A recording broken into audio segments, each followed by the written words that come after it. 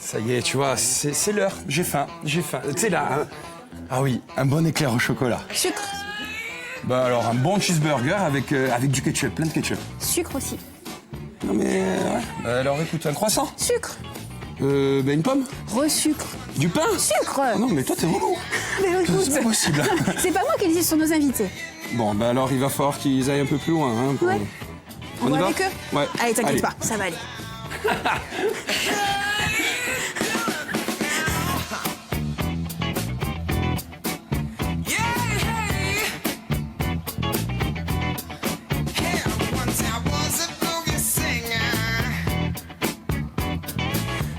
Bonjour à vous si vous nous rejoignez pour cette deuxième partie de Vie à Nouveau sommaire, Caroline. Ouais, le temps passe vite. Oui, trop vite. Alors, doit-on bannir le sucre de notre alimentation? Sommes-nous tous accros à cette poudre blanche? Et quelles conséquences sur notre physique et notre santé? Toutes ces questions, on les pose à nos invités dans quelques instants. Et en troisième partie, cette fois c'est la bonne, nous parlerons de votre bien-être. Hein. On va prendre soin de vous dans Vianov avec nos experts et leurs conseils nutrition, soins beauté. On parlera également de votre couple et puis vous pouvez réagir avec le hashtag Vianov et nous poser toutes vos questions sur les réseaux sociaux. Mais tout d'abord, c'est la revue de presse.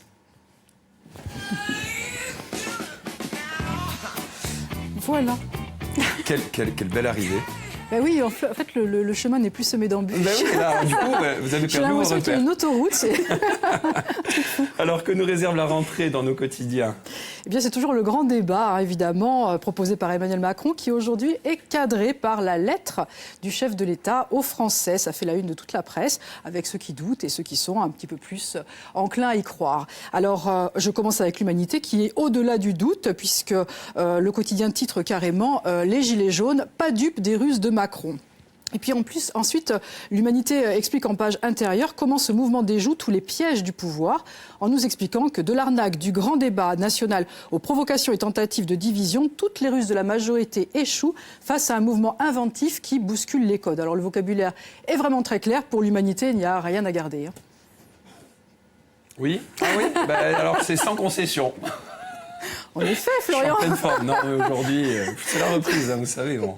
Voilà. En effet, tout à fait. On se réadapte. Réadaptons-nous. Alors vous, c'est là où c'est surligné en jaune, en fait. Oui, pardon, voilà. Donc, c'est marqué, c'est sans concession. Voilà, c'est ça, avec 3 petits points. Vous avez mis Voilà. 3 petits points. Mais évidemment, nous avons des visions un petit peu plus modérées, avec par exemple Libération, qui annonce lettre de Macron aux Français, les cris de rattrapage. On aime toujours les titres de Libération, ils sont toujours plutôt drôles, bien trouvés. Et en page intérieure, Libération publie de larges extraits de cette lettre qui pose évidemment les bases du grand débat, avec un second titre qui est aussi bien pensé, c'est Grand débat, Macron dégaine l'épistolaire. C'est pas mal, hein? Bah oui, c'est plutôt Pas mal bien. du tout. Ah ouais, c'est bien, c'est bien. Puis là, bien sûr, les 4 thèmes sont détaillés. Alors les 4 thèmes, c'est en fait la transition écologique, la fiscalité, l'organisation de l'État et la citoyenneté. Et pour les autres, alors?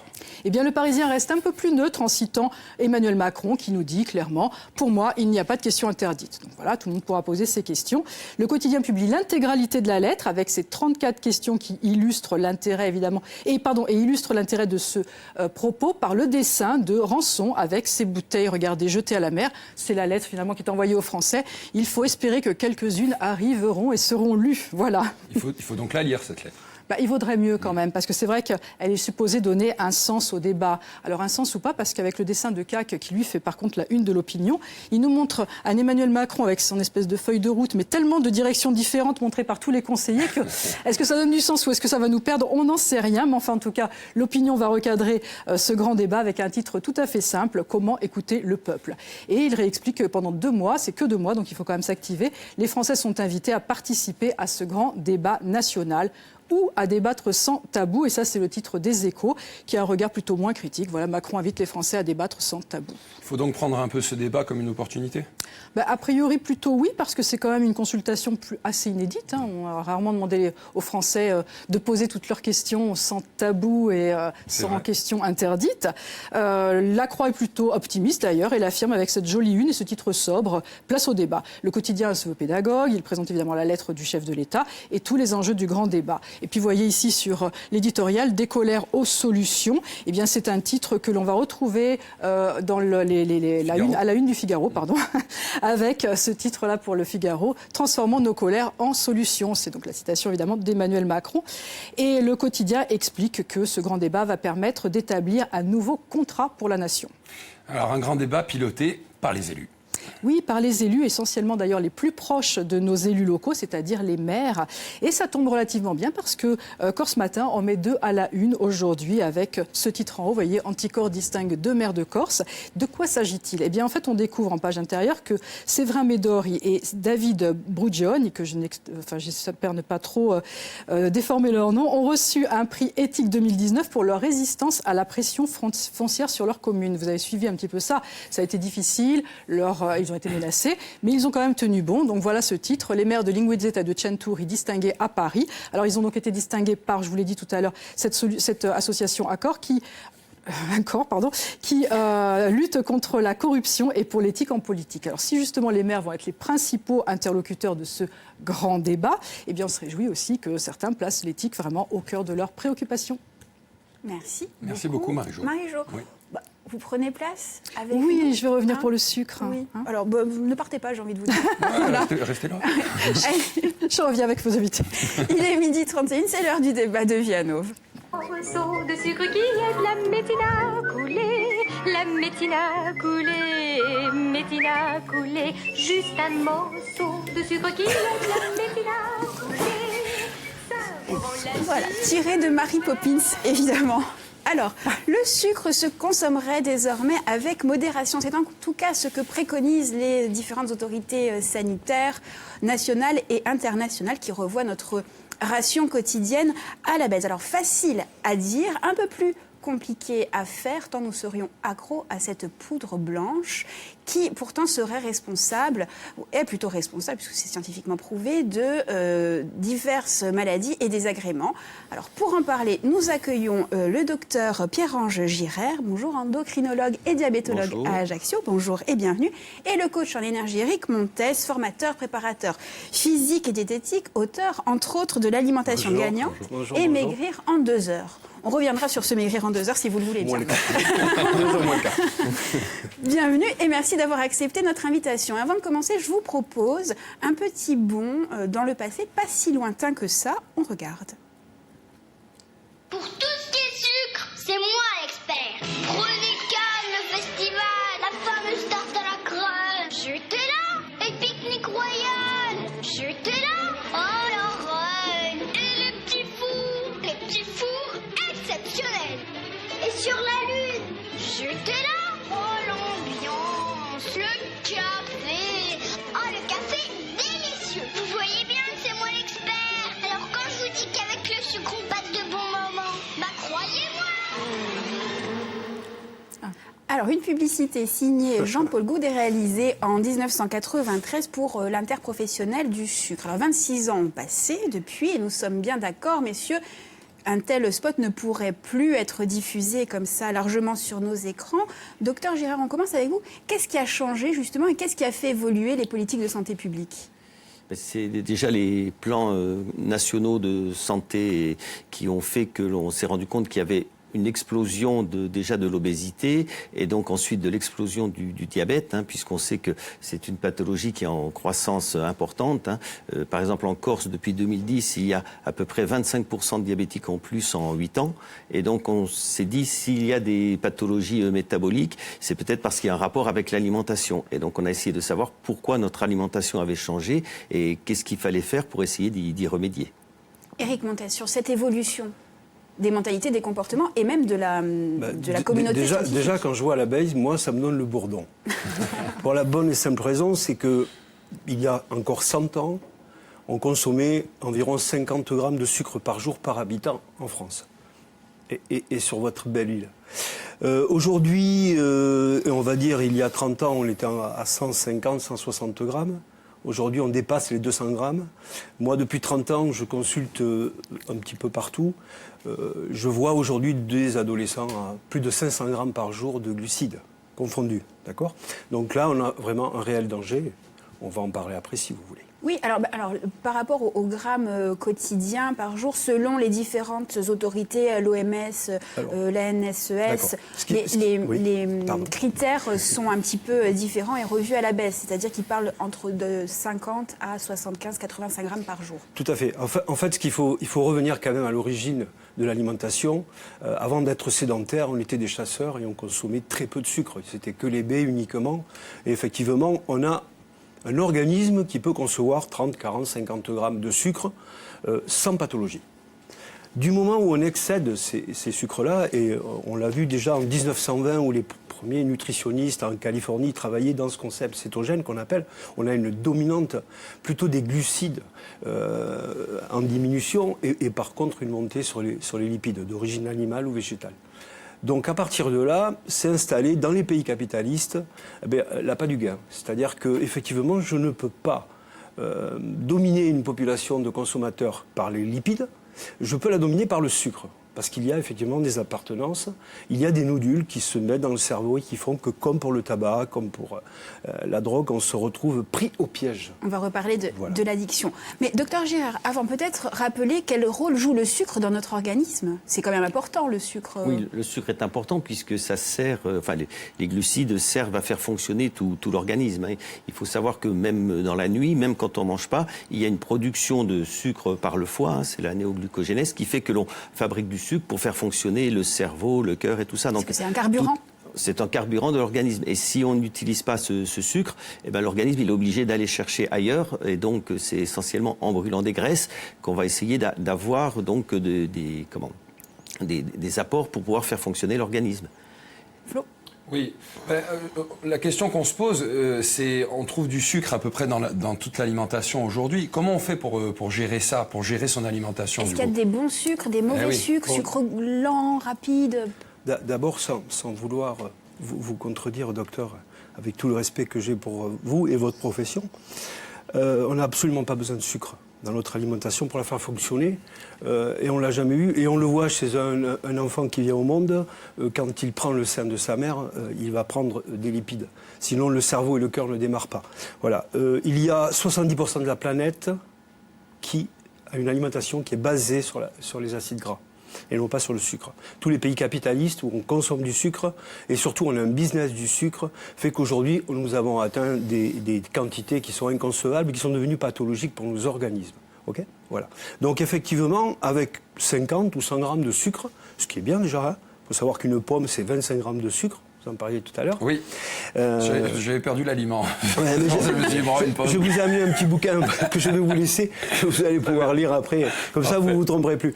Effectivement, si vous mangez 3-4 pommes par jour, vous avez vu, on est déjà, sur 4 pommes, on est déjà à 100 grammes de sucre. Voilà.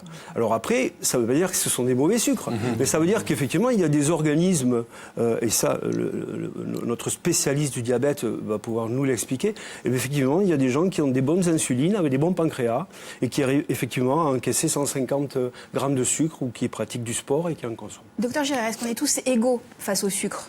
Pas forcément. Non, parce que, par exemple, pour revenir au niveau du diabète, on ne devient pas diabétique, surtout les diabètes de type 2, parce qu'on mange trop de sucre. On devient diabétique parce qu'on est en surpoids. Et si on est en surpoids, c'est souvent parce qu'on a une alimentation qui mélange en même temps les sucres et les graisses. Vous parliez des croissants ou des pains au chocolat, ce sont des aliments qui sont en même temps et sucrés et gras. Et donc, le sucre est absorbé de façon plus importante quand il est mélangé à des graisses. Bon, pour revenir sur la pomme, c'est peut-être pas 25, c'est plutôt 15 grammes de sucre pour une pomme. Ça dépend des régions. Puis ça dépend de la pomme, si elle est grosse ou pas. On ne va pas se battre pour 10 grammes. Mais les recommandations, si vous voulez, c'est quand même d'avoir à peu près 50% de son alimentation sous forme de glucides. Parce que si vous diminuez, il faut augmenter les autres proportions qui sont ou les lipides ou les protides. Or, les protides, donc les protéines, on ne peut pas dépasser 20 à 25%. Et même déjà au-delà de 20% de protéines, c'est trop. Donc ça veut dire que si vous diminuez les sucres à 30%, vous allez avoir 50% sous forme de graisse. Et quand vous dites protéines, c'est quoi? C'est la viande, protéines, les poissons? C'est tout ce qui est viande, poisson et également les protéines végétales pour ceux qui sont végétariens ou véganes. Parce qu'on a aussi des protéines dans les légumes.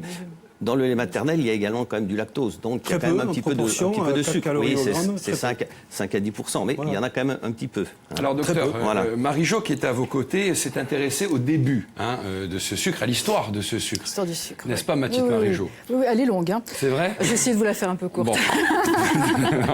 Et ça va être très intéressant. C'est vrai que cet aliment qui maintenant paraît totalement indispensable, il n'existait pas il n'y a pas si longtemps, enfin il n'existait pas dès le début en tout cas en Europe. L'histoire elle commence en 1000 avant Jésus-Christ à peu près, en Nouvelle-Guinée où on commence à cultiver la canne à sucre pour la première fois. C'est vers 500 avant Jésus-Christ qu'elle arrive en Inde et qu'on commence à en extraire correctement le sucre. On appelle d'ailleurs cette canne à sucre le roseau qui produit du miel sans le concours des abeilles. C'est plutôt joli. Le sucre s'appelle sarkara et on parvient donc à le conserver. Vers 325 avant Jésus-Christ, il emprunte évidemment les mêmes routes que les épices et commence à être connu des Occidentaux. Et là, on fait un petit bond. Vers 40 après Jésus-Christ, les Grecs et les Romains l'utilisent de plus en plus, mais plutôt à des fins thérapeutiques. Ils pensent soigner ou purger les reins, l'estomac, les intestins ou la vessie avec le sucre. Au 8e siècle, tout s'accélère parce que la canne à sucre se répand dans tout le bassin méditerranéen. Et surtout, notamment dans le royaume arabo-andalou. Donc elle profite des espaces conquis par les Arabes, mais aussi des techniques de culture, d'extraction et de transformation de cette canne à sucre. Ensuite, il se trouve que vers le 15e siècle, Venise s'octroie le monopole commercial du sucre. Très vite, ça devient un enjeu politique. Hein. Mais c'est une culture qui appauvrit beaucoup les terres. Elle est extrêmement exigeante. Ça tombe bien, 15e siècle, on vient de découvrir l'Amérique. Pouf, il n'y a qu'à balancer de la canne à sucre là-bas et on va s'en sortir. Donc Christophe Colomb, dès son deuxième voyage, importe des plants donc, de canne à sucre à Hispaniola, c'est-à-dire l'actuel Saint-Domingue. Alors évidemment, il y a un essor terrible de cette canne à sucre qui est dominée par les Portugais au XVIe siècle. On recherche une main-d'œuvre évidemment pas chère et c'est le début de l'esclavage et de ce fameux commerce triangulaire. Au XVIIe siècle, la plante est aussi plantée dans les Antilles françaises et les raffineries sont en métropole. Alors évidemment, c'est un enjeu économique de plus en plus important, tellement qu'à l'issue de la guerre des 100 ans, au XVIIIe siècle, la France préfère renoncer au Canada plutôt qu'à ses îles sucrières. C'est un truc de fou quand même. Hein. Et parallèlement, un chimiste berlinois prouve que la betterave et la canne à sucre donnent à peu près un sucre d'égale qualité. Tout à fait similaire. Donc on développe aussi la plantation de la betterave qui, elle, peut se faire justement en Europe. Et quand Napoléon, au XIXe siècle, fait un blocus continental après la défaite de Trafalgar pour tenter de ruiner l'Angleterre, qui est alors, à cette époque, la maîtresse des mers, il n'arrive pas à ruiner l'Angleterre, mais par contre, c'est l'essor de la betterave, puisqu'on n'arrive plus à faire entrer de la canne à sucre. Et ça tombe bien, parce qu'à ce moment-là, on sait très bien sortir le sucre de la canne à sucre, et Napoléon est très content, et il va décorer le fameux Benjamin de Lesser pour cet événement. Et bien, après, une fois que le blocus finit, qu'est-ce qui se passe? On a trop de canne à sucre, on a trop de betterave, on a trop de sucre en gros. La France est très riche, mais elle est très riche à condition que cet aliment soit utilisé. S'il est en surproduction, ça ne sert à rien. Et là, on commence à introduire le sucre dans tout un tas d'aliments, du café, au thé, aux confiseries, aux confitures, etc., etc.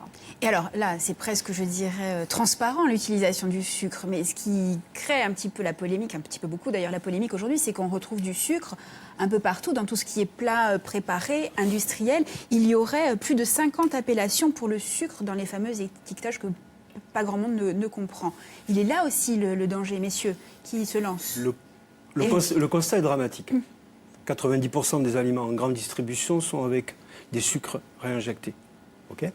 Lorsqu'on a fait le grand déballage sur le cholestérol sous prétexte de sortir les lipides, on a fait quoi? On a retiré des lipides qui ne nous intéressaient pas. Sur des fausses données, on s'est trompé.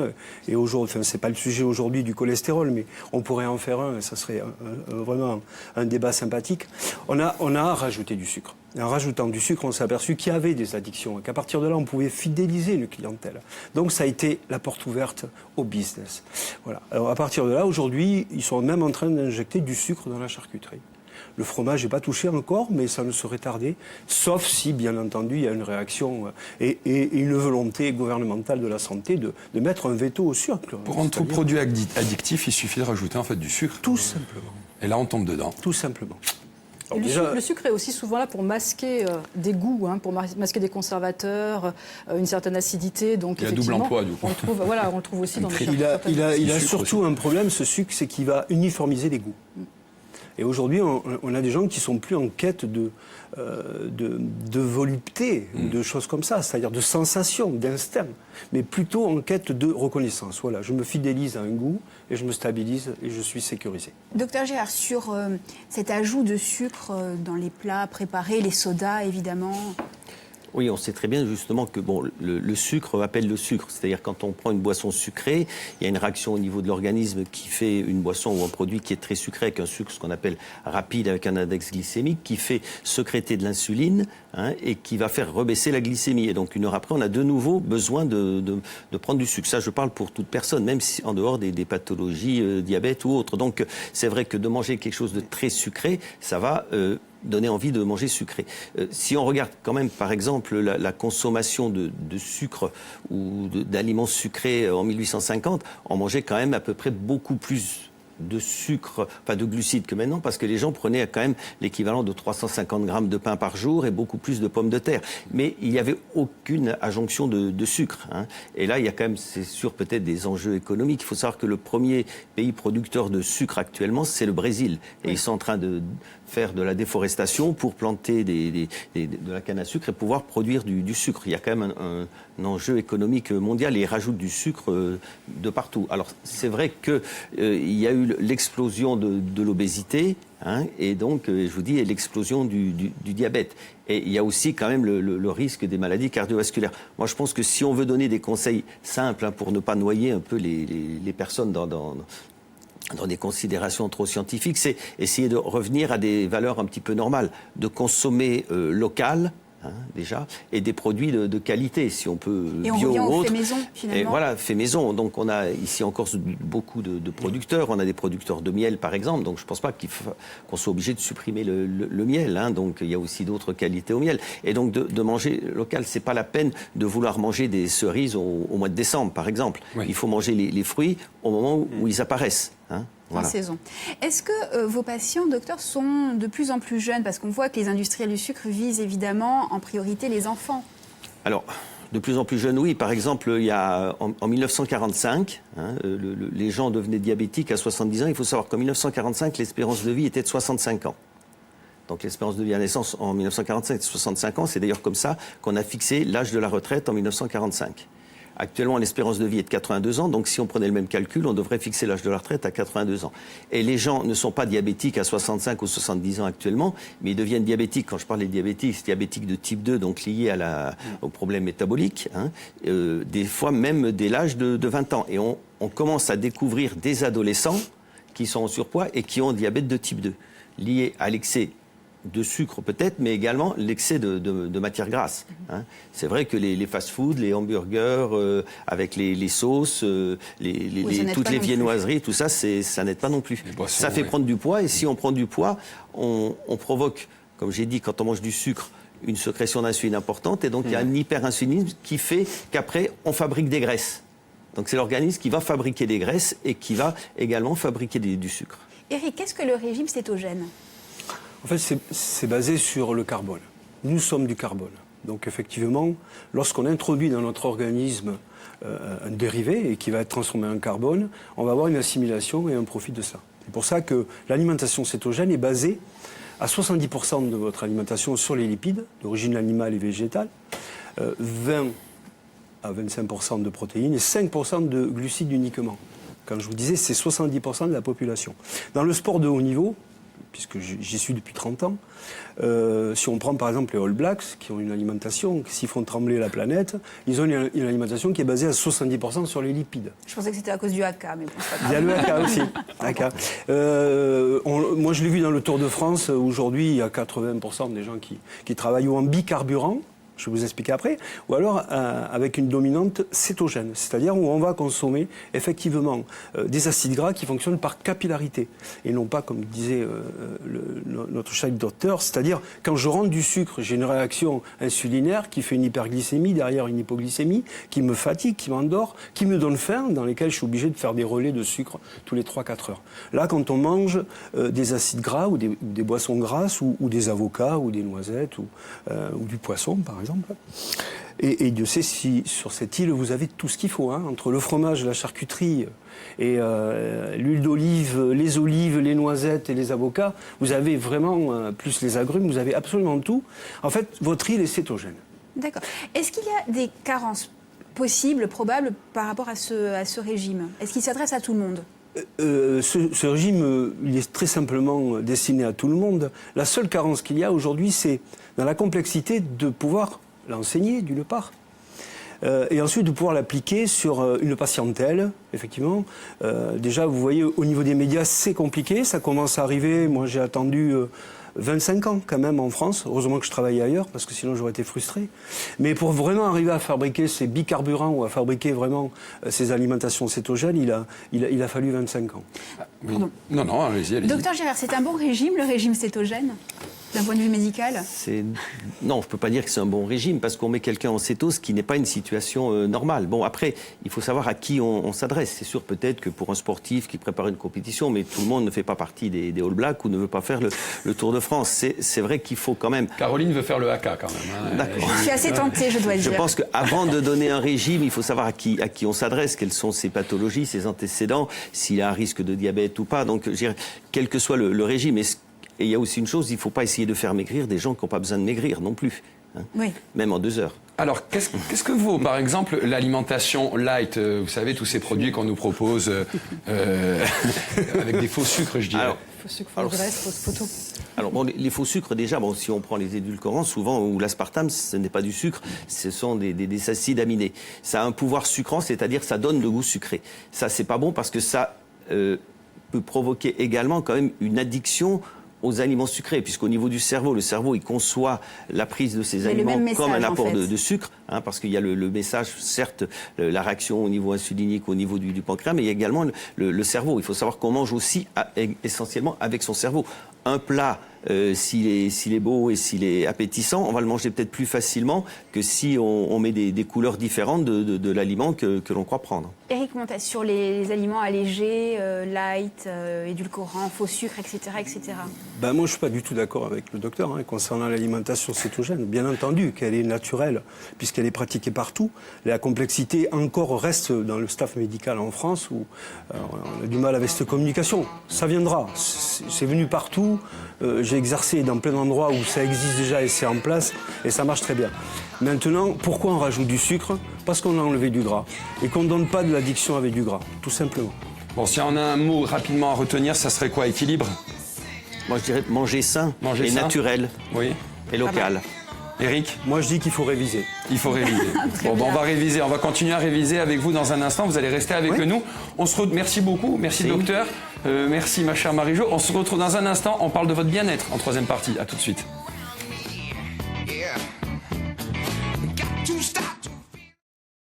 C'est hyper court. Non. C'est fou. C'est dingue. Et attends, pas eu de... Non, c'est bon, vous êtes libérés de vos obligations. Non, vous restez. Ah ben quand même un peu. Hein. Merci beaucoup. Merci, docteur. Hein. La difficulté de la diète cétogène, c'est... Ouais, ça va, on a fait le tour quand même. Oui, et tout.